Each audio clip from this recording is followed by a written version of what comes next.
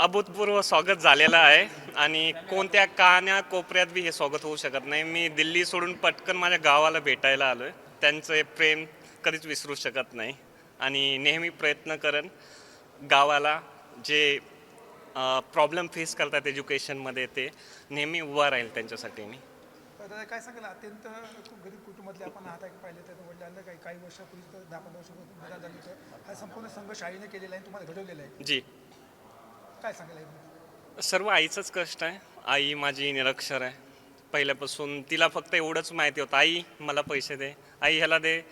आईला काहीच माहीत नव्हतं. आईला आता बी UPSCचं यू बी नाही माहिती आहे. पण आईची त्या कष्टामुळे मेहनत घेतली आणि सगळं काही आईला क्रेडिट देतो मी माझ्या. कसा अभ्यास करायचा, आपण किती तास अभ्यास करायचा आहे? अभ्यास आता UPSC म्हणलं की खोटं नाही बोलणार मी. 10-12 तास मिनिमम करावंच लागायचा आणि शेवटच्या पिरियडमध्ये 12 तर मिनिमम करावंच लागायचा.